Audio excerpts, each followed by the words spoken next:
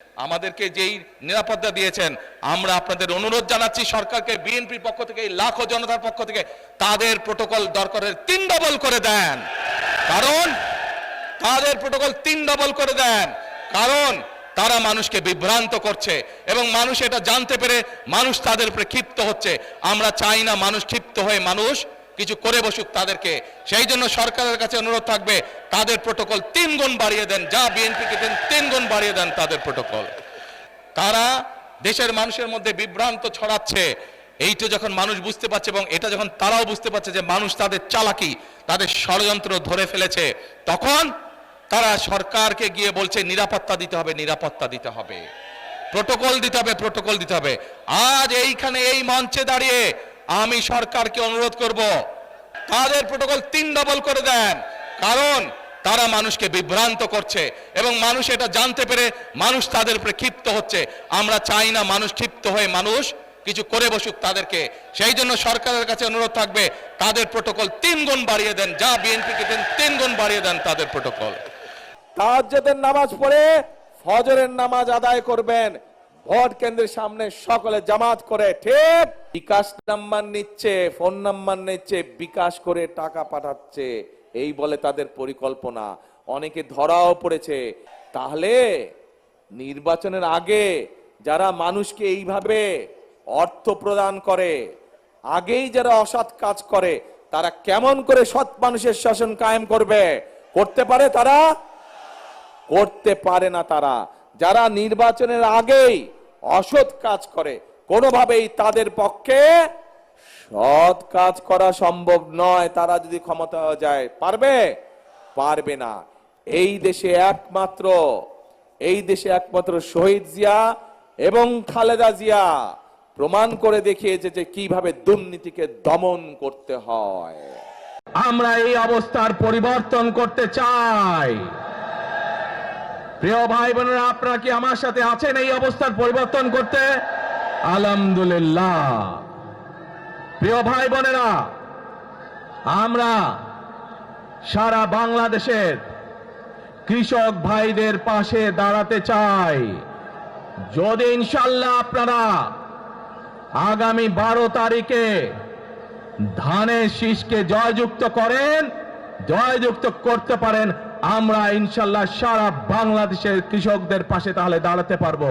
আমরা take back বাংলাদেশের অর্ধেক পথে, হাফ পথে এসে দাঁড়িয়েছি, অর্ধেক পথে এসে দাঁড়িয়েছি।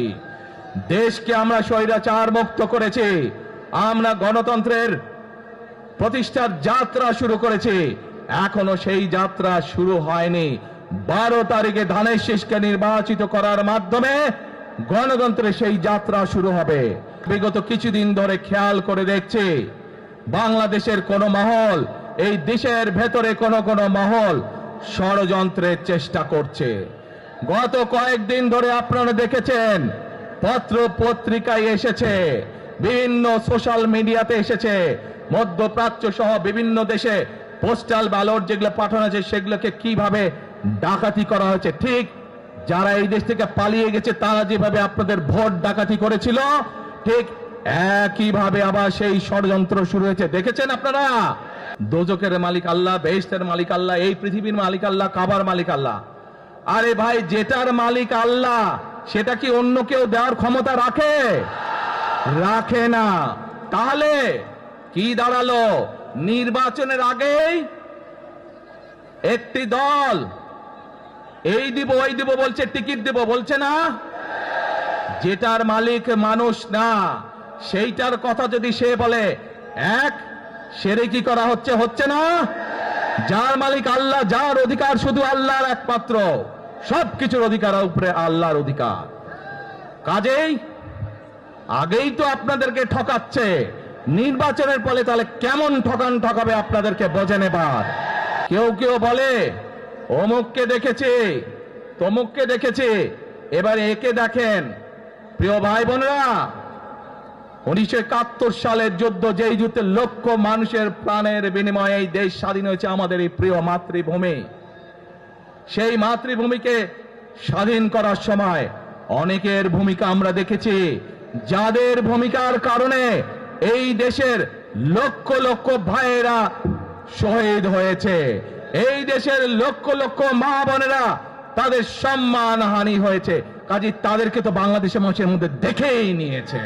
যারা মিথ্যা কথা বলে ঠকাচ্ছে মানুষকে, আমরা দেখেছি তাদের আস্তানা কোথায়। সেজন্যই বলেছি, যেমন দিল্লি নয় তেমন পিন্ডি নয়, নয় অন্য কোন দেশ, সবার আগে বাংলাদেশ। এই চা বাগানের শ্রমিকরা, বিশেষ করে নারী শ্রমিক যারা, তারা অত্যন্ত কষ্টের মধ্যে দিনাপাত করতে হয়। তাদের যে আয় রোজগার হয় সেটি তাদের জন্য যথেষ্ট নয়।